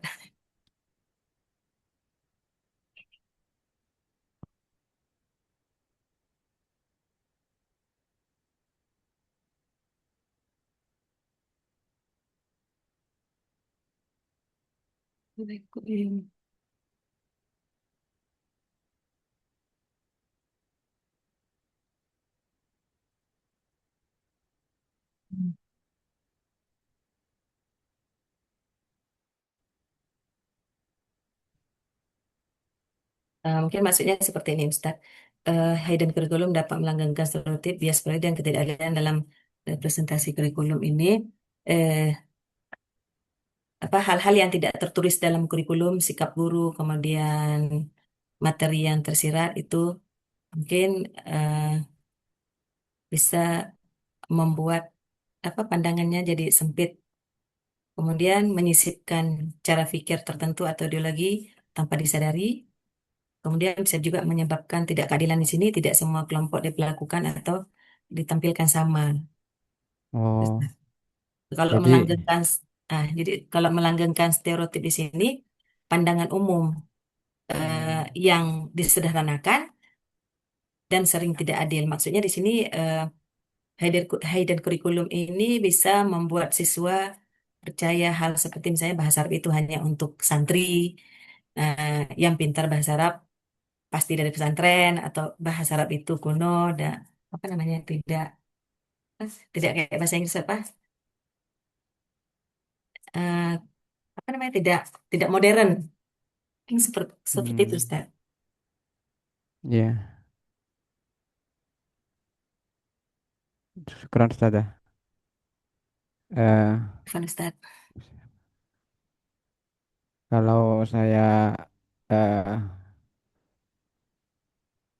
tanggapi hidden curriculum itu juga kadang membuat guru itu bersikap beda dengan kepada siswa. Jadi siswa yang sering menyapa di jalan, sering membuang sampah, sering disiplin membersihkan di kelas itu juga kadang sebagai kita ya, sebagai guru kadang kita itu lebih sering memuji ya kepada Iya, siswa yang yang berperilaku positif kepada kita sehingga penilaian kita itu kadang apa ya ada sedikit hati itu kayaknya ada pilih-pilih kasih gitu ya. iya, iya, iya, Ustaz. Ya itu mungkin dampak hidden curriculum. Jadi siswa yang sering berperilaku positif terhadap kita dengan siswa yang acuh tak acuh, kemudian yang kurang respon terhadap aturan sekolah itu kadang hati kita itu sebagai guru memang apa apa namanya? tertentu. Iya, ada sikap pilih kasih karena kita tidak secara sadar atau tidak sadar Iya, kita itu eh, lebih memuji mereka yang positif terhadap perilaku dan itu pengaruh terhadap penilaian juga kayaknya iya, seperti itu ya. iya, Ustaz, betul. Mungkin itu masukan Nah, atau tanggapan saya, Ustaz. Mungkin sekedar sharing mungkin bagaimana dengan Ustazah Ainun yang mana siswanya itu banyak beragam. iya, Ustaz. Ini pernah saya alami juga. Kadang kalau kita terlalu, oh, kadang anak gini, dekat dengan guru, kadang itu di luar sepengetahuan ya. Dia dekat dengan kita karena ada seperti ini pengalaman saya. Capek-capek saya dekat, tapi nilainya nggak dapat tinggi. Karena kita kan kadang tidak bisa terbawa oleh apa ya perasaan kita karena anak ini rajin terus rupanya rajinnya itu ada niatnya Ustaz gitu saya pernah ngalamin itu ya terus begitu dia tugasnya nggak selesai terus nilainya agak nggak tinggi jadi udah bahasa seperti itu jadi eh, sebagai guru kadang kita serba salah juga kadang ada juga emang anak-anak yang memang benar-benar dia dari hatinya ya memang dia dan kita baiknya memang murni dan sesuai dengan perilaku dia dalam proses pembelajaran tapi ada juga yang kalau bahasa apa namanya ya, cari kayak cari muka gitu, Ustaz. Ada seperti Ah, itu. Kalau saya di sini karena latar belakang anak yang malah sebaliknya, yang lebih sopan tuh malah anak-anak yang lebih banyak sopannya yang di luar non Muslim itu. Itu banyak malah lebih apa ya? Kalau ketemu, lebih nah menghargai. kalau ketemu kita padahal kita sudah budayakan kalau ketemu mereka assalamualaikum yang Muslim. Malah yang non Muslim ini ketemu selamat pagi ibu, yang Muslim malah ketemu kita malah tidak ada apa. Only Nah, silent, just good. ah, Ya, ya itu Ustaz. justru anak yang apa namanya notabene di kelas itu tidak pernah mengerjakan tugas di jalan dia sering menyapa. Nah, itu Ustaz. Kadang bumerang ya bagi kita. Cuma kalau sekarang ini kan nilai itu gimana ya kita mengasih nilai kadang tidak sesuai tapi karena anak itu sopan santunnya bagus itu juga jadi pertimbangan kita kadang kadang di luar perkiraan sih Ustaz karena saya pernah ngalamin anak ini baik terus ngasih apa gitu saya bilang kalaupun kamu dekat dengan ibu tapi itu tidak bisa merubah kalau kan kita bisa ngelihat Ustaz ya kalau anak itu pura-pura dekat tapi ada terselubung gitu nah jadi Ya, akhirnya kita tidak, dia nggak mengumpulkan tugas, jadi kan nilainya jadi berkurang lah. Nah di situ ada bahasa gini capek-capek dekat, tidak dapat nilai yang maksimal. Jadi udah lain lagi itu. Seperti itu Ustaz. keren Ustazah. Nah, syukuran juga Ustaz. نعم يا أستاذة عفوا الوقت قد انتهى.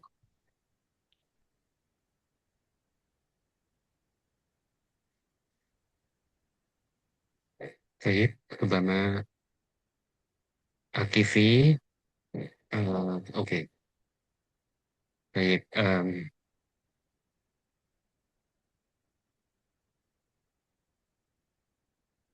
أستاذة عينون موجود، أستاذة أنينديتا، أستاذة أنينديتا حاضرة أستاذ. موجود حاضرة، أستاذة عسا، عسا موجودة ولكنها لا تسمع. Ayu Rahayu, Hadirah Ustadz. Dewi Putriani, Dewi Putriani, Aina dia baru maujudah. Hina Nur Aziza, Hadirah Ustadz. Lucy Ade,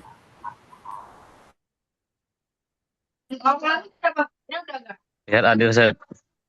Kapan lagi Hah? ada acara, Ustaz? Kak Maziola Lucy, Miftahul Ummah, Hadirah Ustaz. lagi ini Widayani, Sahihul Ummah, Ustadz Muhammad Lutfi, hadir. Hadir Ustaz. Nah, Ustaz Nailur Rahman. Hadir Ustaz. Oke. Ustaz Muhammad Rafli. Hadir Ustaz. Ustaz Najmul. Hadir. Ustaz Nur Ainun. Ustaz Nur Ainun belum itu ya ngisi link pendaftaran ya? Iya, Ustadz, tadi coba masukkan fotonya gagal. Nanti habis ini Coba coba lagi, lagi. Ustadz. Iya, Ustadz. Ustaz Arena. Hadir Ustaz. Ustaz Arena ini alumni mana? Anak Win Syekh Wasil Ustaz. Syekh Wasil. Kediri. Kediri. Oh, Rihat Syadiki. Hadir Ustaz. Wardatul Hadir. Asfiya. Oke, toyib. Ayuhal asatidah al-kiram bil haqiqah. Al-mawad. Al-mawad. Al-muqaddamah. Fi hadhi laylah. Muhimmah wa mufidah jiddan lana. Khasatan ma yata'alaq bi AI anifan. Rubama bi namadij mada blended learning, model-model pembelajaran blended.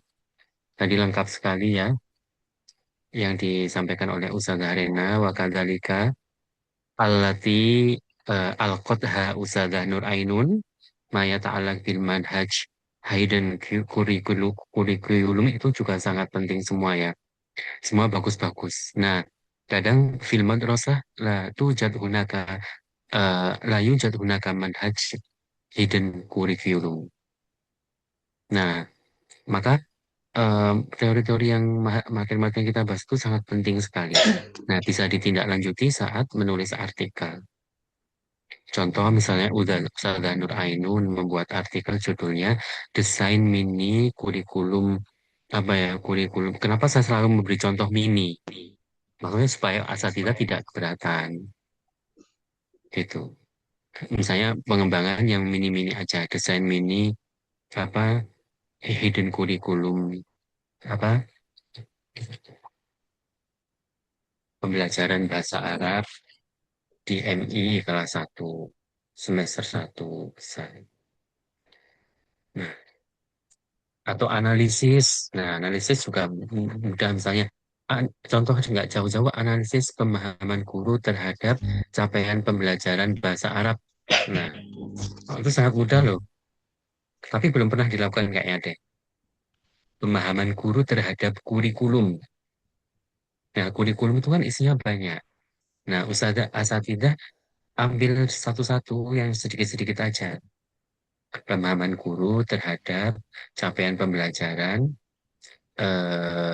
bahasa Arab kelas 1.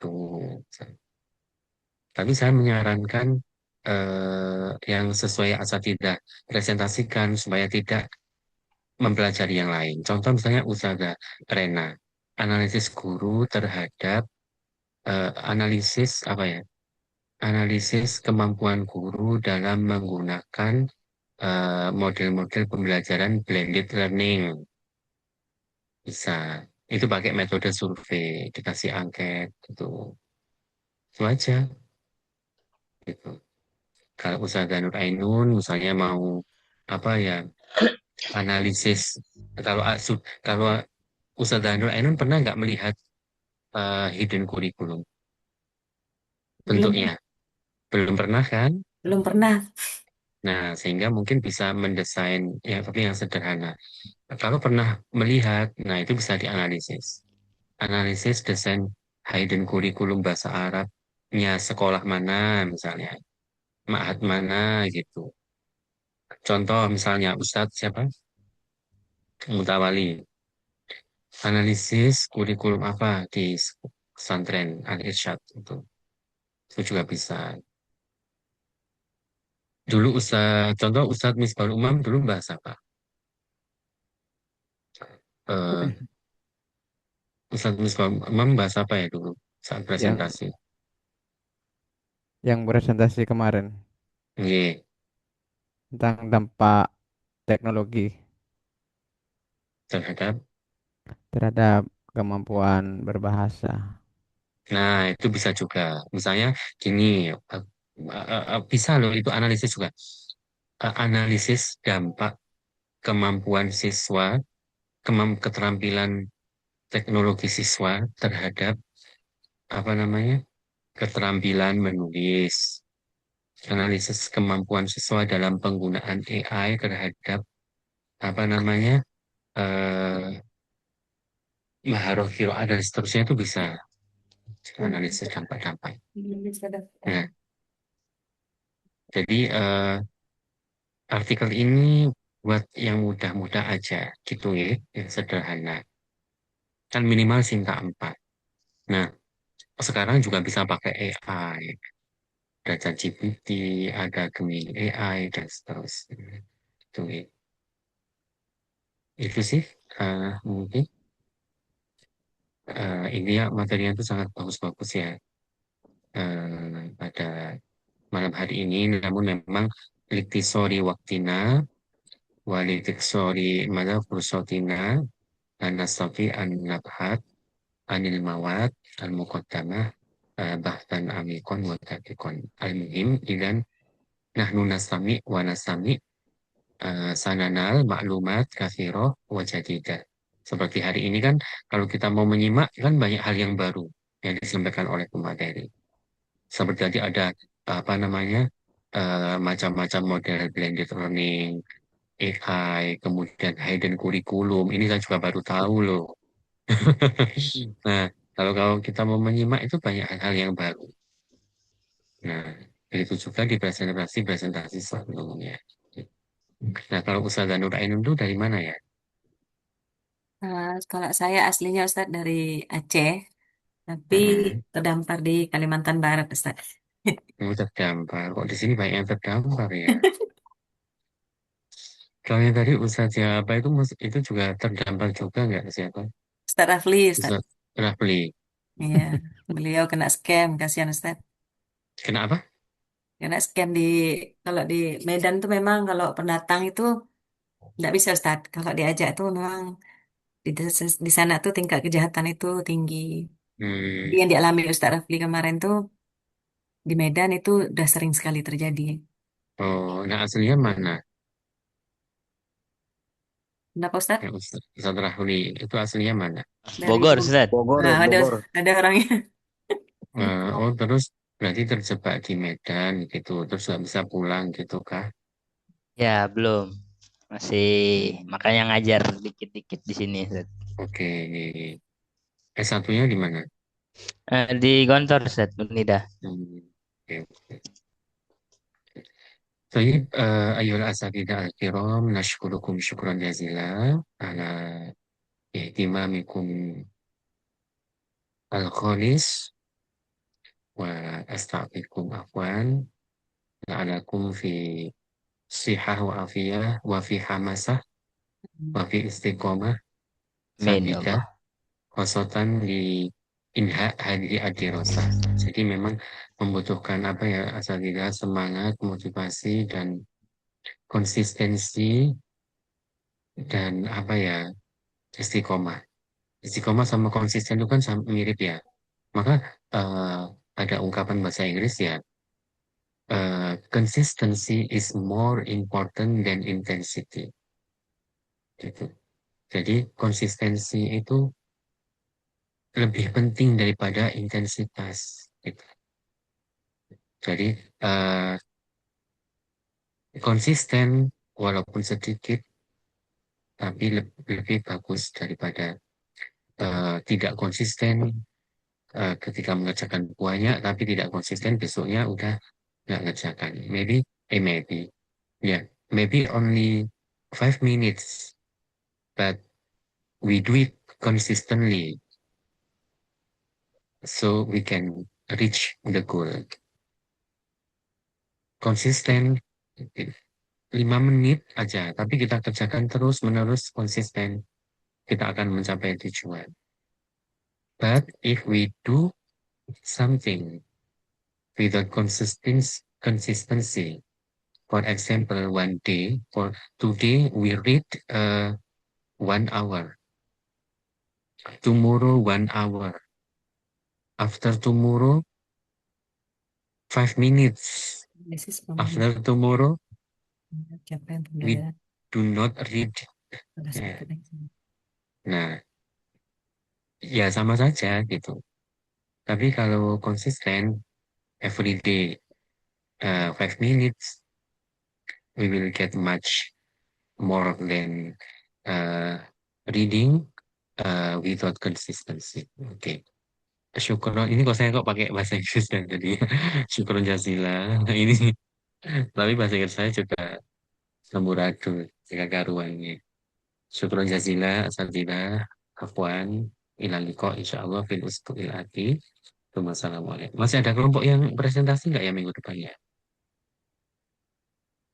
Dari kelompok kami ada Ustadzah Dewi dan satu materi yang belum dipresentasikan, Ustaz. Hanya Ustazah Dewi aja ya. Oke, sama satu materi lagi Oh, bersama-sama. masih banyak ya. Maksudnya Oke. bersama-sama itu gimana? Semua Ada, kelas. oke, maksudnya semua anggota kelompok kami. Ada 5 materi Ustadz, kemudian anggotanya ada 4. Itu ya.